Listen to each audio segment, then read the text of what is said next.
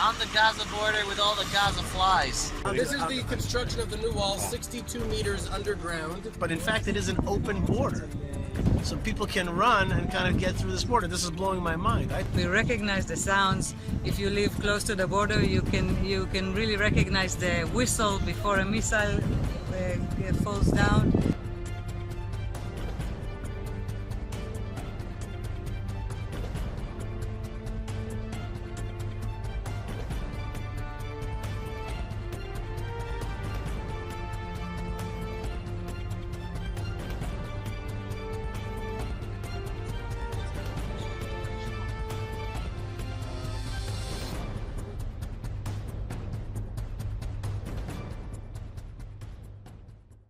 הייתי מפתח של עמי שקד, של הקב"ט של גוש קטיף, אם אתם מכירים את השם הזה. אני בביטחון כבר, לא יודע, 20 שנה בערך, מלבד הצבא.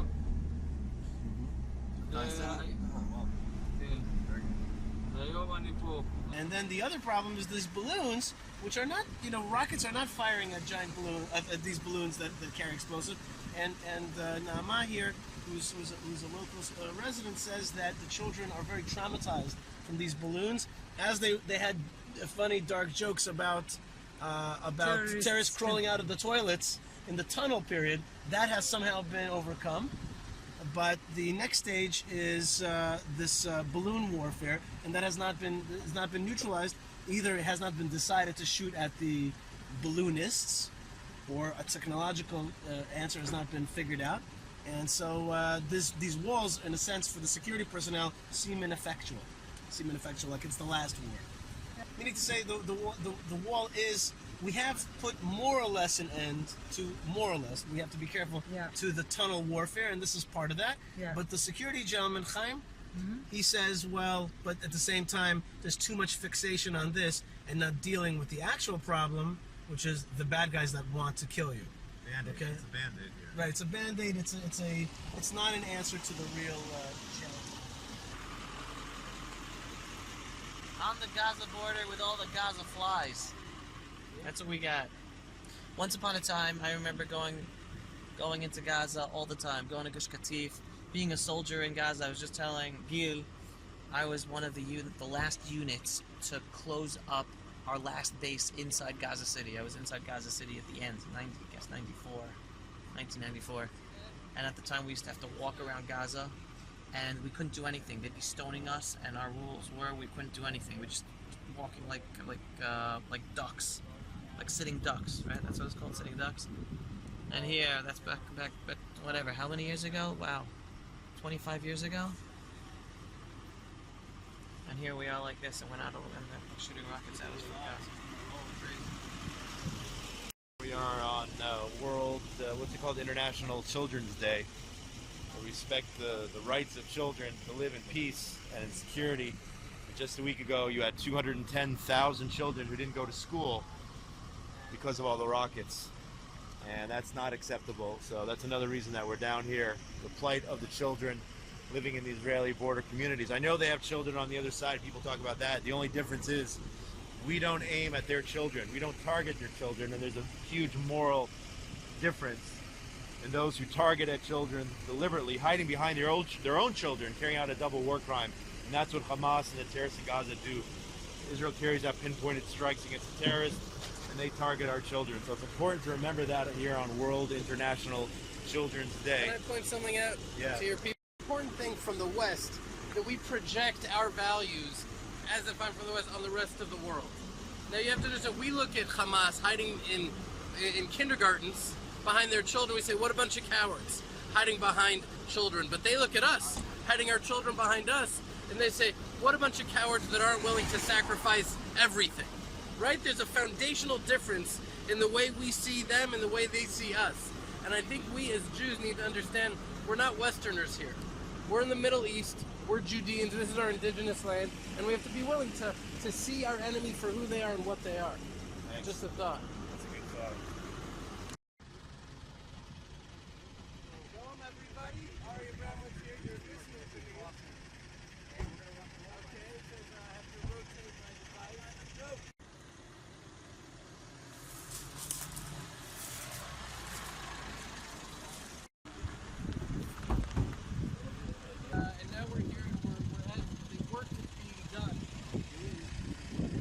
by the government to build a wall. But this wall is higher and deeper. I mean, 62 meters. I don't know what 62 meters is.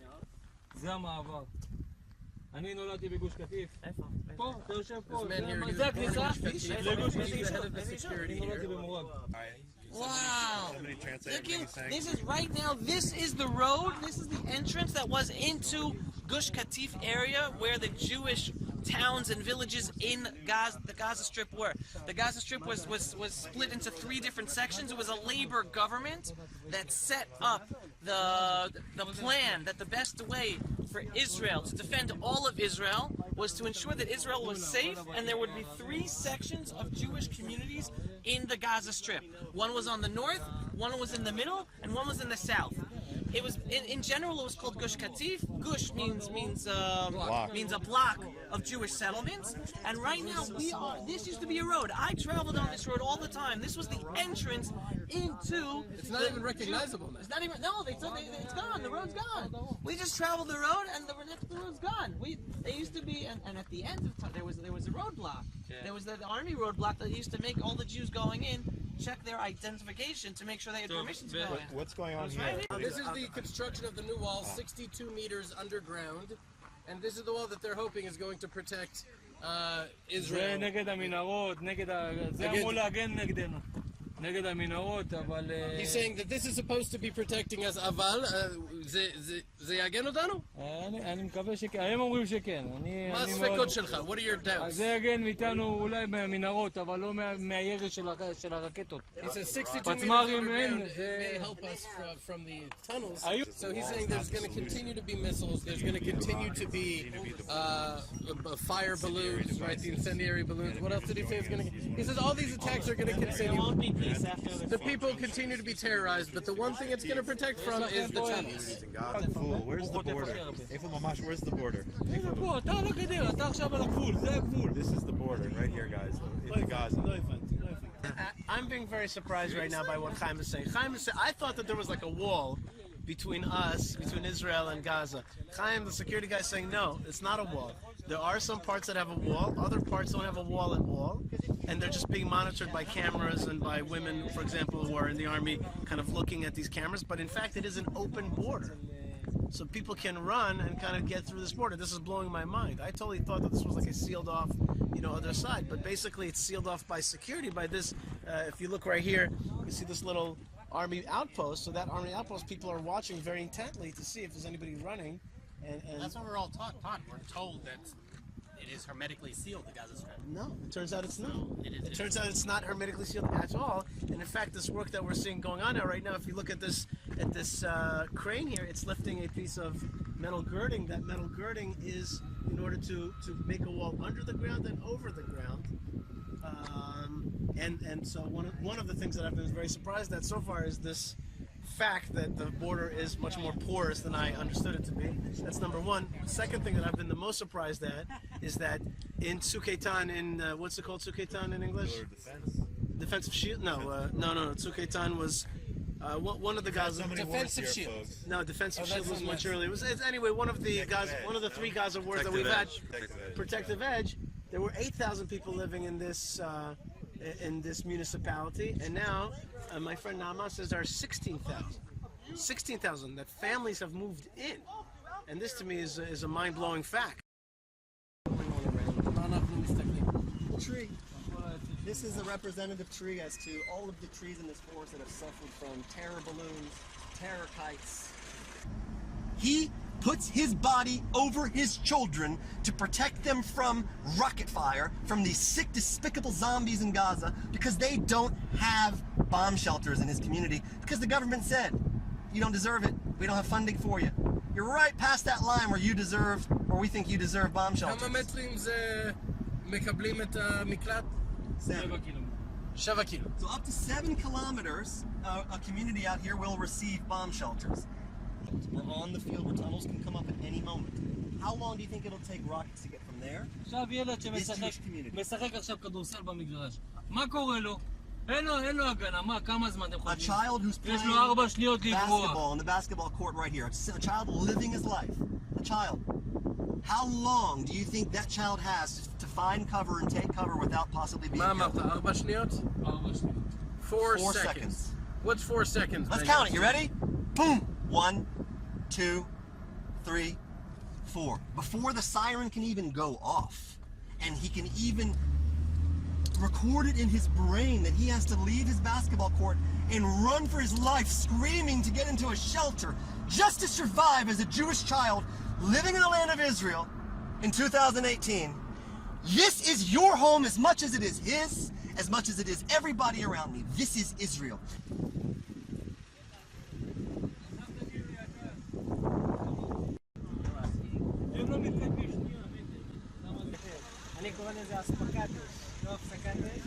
I have no clue how many tunnels were dug under all of these fields that we're Just to over give an right idea of now. what Avi Abel here is talking about, there's a Hamas tunnel right there that you're seeing. I'm going to try to zoom in on it.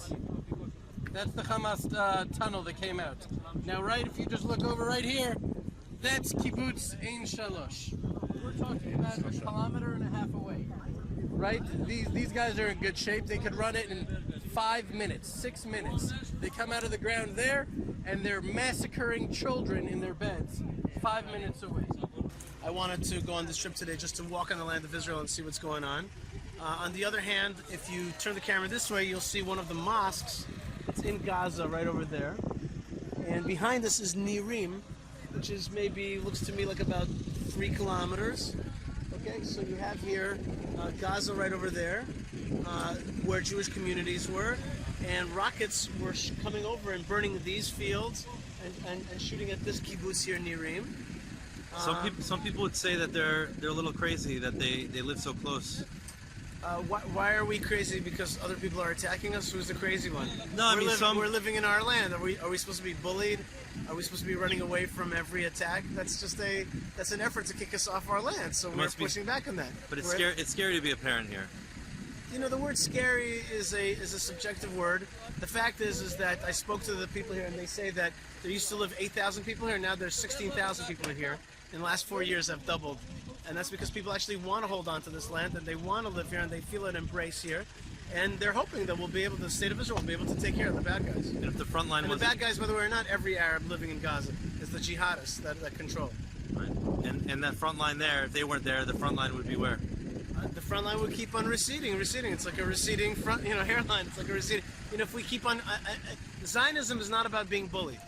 It's about overcoming that bullying of our enemies. We've been in a 100-year war, and we're holding on. If you think this is scary, the whole land of Israel is scary. There's a lot of bad guys all around, but we are determined to anchor ourselves, and we believe in God's promise. We believe in the strength of the IDF that God has given us, and we believe in our stiff-neckedness to hold on to this land. And it's that attitude that these fields are green.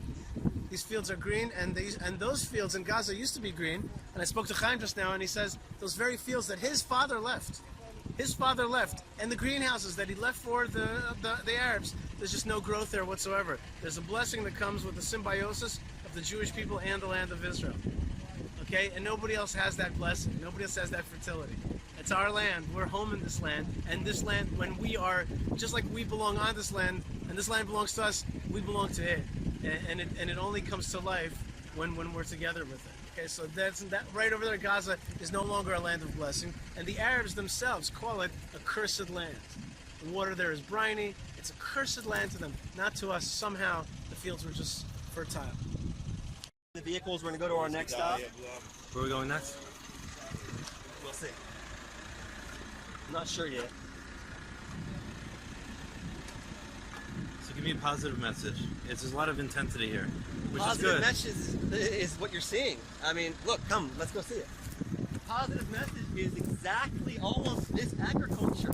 The positivity is that we're winning and they're losing and they know it. But it's up to the world to stop financing those losers and to start financing growth and life, because soon life will sprout out of these fields, and death attempted to sprout out of the fields right here. And in the same place that we're growing life to feed our nation. Now, for the Judean Roundtable, we're going to be selling peanuts. Well, these aren't boiled. We grow peanuts. They build rockets. Peanuts. Well, you know, compared to rockets, these are really peanuts.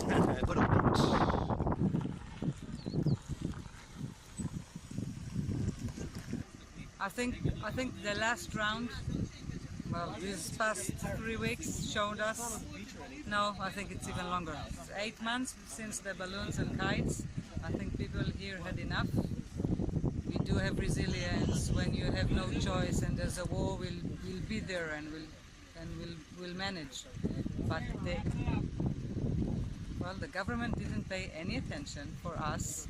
Our fields are burning and nobody cares, and our children are afraid of balloons. Like, who heard about it anywhere in the world? It doesn't make any sense. So I think we're really angry at the moment, because this is, if there's a fire here, it's like a fire in the city, in a mall. This is where we work, this is where we live. Ben! בוא, אתה רוצה רימון? Oh, it's beautiful. Life. I'm gonna take you guys into the grove right now. Ooh. Wow, it's beautiful. איזה מתוק הוא? So beautiful. טוב. We're talking about whether or not you're gonna try to chase after the government, or you're a part of a group, you're saying? Yeah, so I'm a part of a group here in Eshkol. No, we do demand from the government to do something, to stop ignoring us and ignoring our needs and saying everything is okay. The poor statement that Tzachi Hanegbi gave was just horrific, that if a missile would fall in Tel Aviv, then they will have to go to war, but if it falls here, it's different and it's not so important. Well, actually, he did say the truth, because that's what we feel, and the way the government ignores us for the last 8 months, we know it. 8 months, 18 years, it depends how you look at it. It is their responsibility to change. So every time something happens here, like they're trying to go across the fence, or a balloon sets fire around here, we will stop the trucks from going to Kerem Shalom, and we go on demonstrations now because we've had enough. A solution needs to come. Somebody needs to do something. Just to rely on our resilience, on the communities here, it's bullshit, sorry. We have a good life here. Despite everything, you have a good life here. Yes. And I think if somebody will stop ignoring the situation and help the communities here, this is a great place to live. Really, I wouldn't change it. I wouldn't change it. I can't go and live in a city. I think it's a hard life. Here, I don't lock my house. I don't lock my car. In my kibbutz, I feel very safe. When my children go out in the afternoon, I'm not worried. I don't need to know where they are. So yeah, I do feel safe.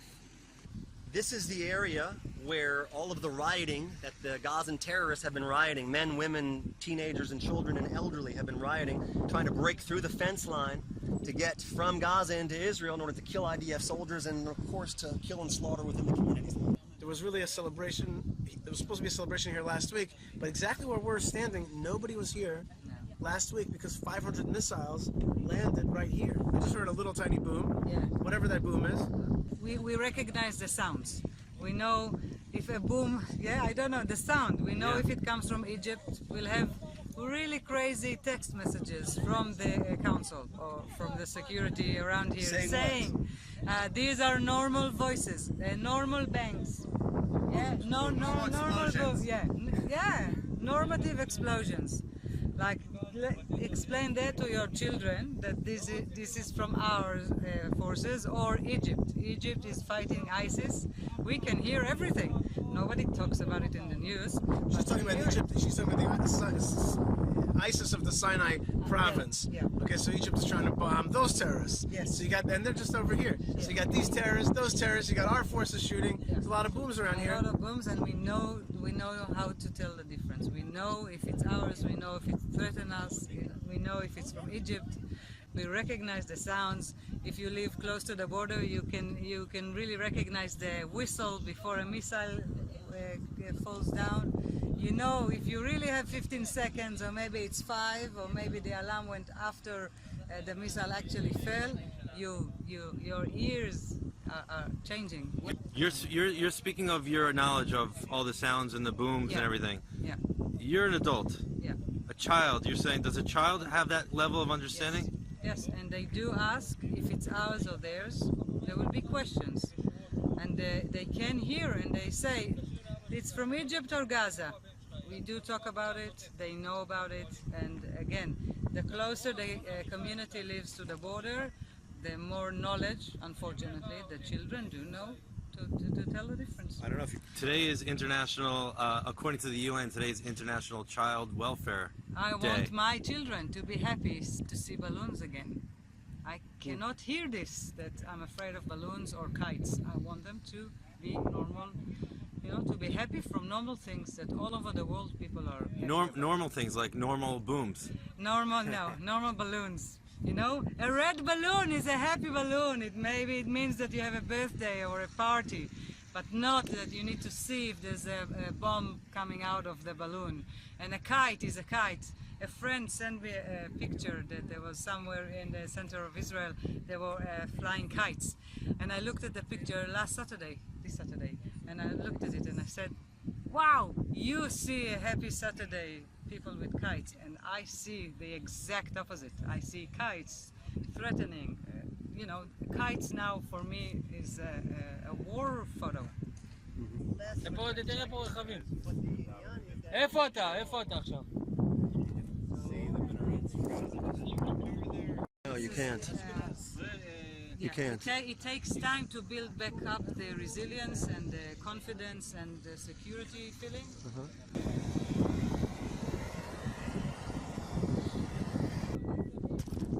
Coffee is ready.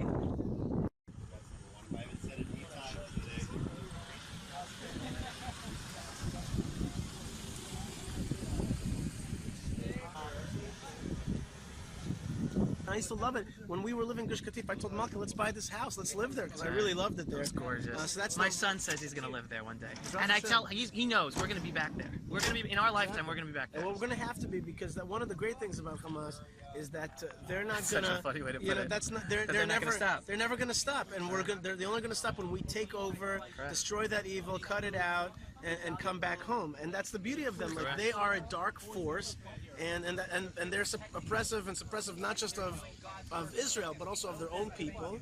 And those people used to say to us in 2005, don't leave, don't empower these bastards. They're going to destroy our lives. That's exactly what has happened. Right. So that's one thing when I look at that border.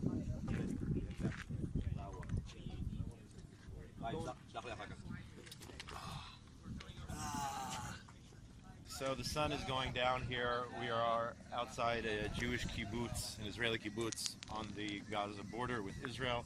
And just to, you know, what impresses me is the spirit of the people here, the people we talk to, the residents, the security forces, the soldiers down here, that we all have a common bond and we all have a common purpose. And whatever Hamas over there tries to do to disrupt our lives, to murder us, to scare us, that's what terrorism really is. It's really trying to scare us.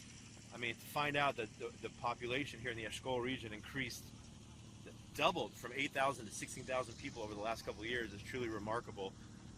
You know, that's not a story that you're getting in the mainstream media, hearing how the population here doubled.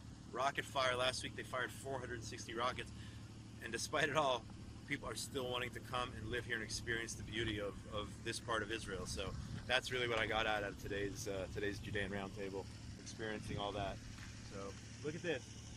They're planting and growing in the land of Israel. They're trying to destroy us, and here we're planting and thriving and growing. And that's the difference between what's going on over there, 2 kilometers over there, and what's going on right over here. Just 2 kilometers away. It's a different life, a different reality. We are watering our crops, and things are growing and planting. And over there, they're building rockets and building missiles to try to murder our kids, and God forbid, try to cross into one of these kibbutzim and digging terror tunnels and doing all that stuff. And we're standing out here, proud, not afraid, walking without any fear, and as proud Jews in our land.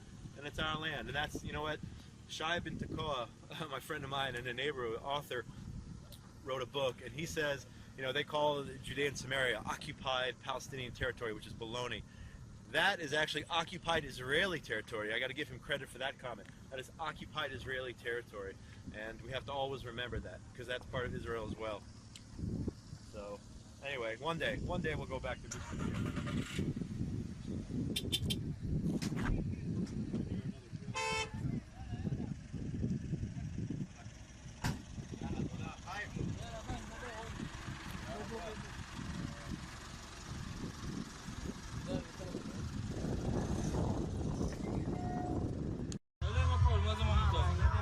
מה הבעיה לצלם? מה? לחלק להם? לא! אני לא רוצה לצלם מולהם. מה הבעיה לצלם? יאללה, בואו. Hey, what's up? We are now delivering dozens of sufganiyot to... Hey, מה קורה? מה נשמע? וואו. איזה תנועה זה? השומר הצעיר. שומר הצעיר. מתנחל מגוש עציון. חזק ואמץ. כן. כולנו ציונים. כולנו ביחד. Somebody from a Shomer Tzair. If you don't know, that is like the left-wing youth movement, okay? He's on the left, I'm on the right. It doesn't matter. We're on the Gaza border. These kids were under fire last week. We came to deliver Sufganiyot to them. No politics here. We're all Jews, as he said. Kulanu Tzionim. And they're having like their Chodesh Yirgun. חג תנועות. Chag Tenuot. It's like, for those who know Bnei Akiva, it's like Chodesh Yirgun. It's all the kids celebrating their youth group, their special month. חזק ואמץ. Chazak ve'amatz. חזק ואמץ. So we're delivering Sufganiyot to them here as we head to Hanukkah. I have a feeling their special event was pushed off because of the rocket fire. Normally it takes place, I think it was supposed to be last week. But here we are carrying, I don't know how many boxes and boxes and boxes. But these kids are about to get a surprise that hopefully they'll remember for a long time in the midst of their activities with their parents and everything going on here. Sufganiyot.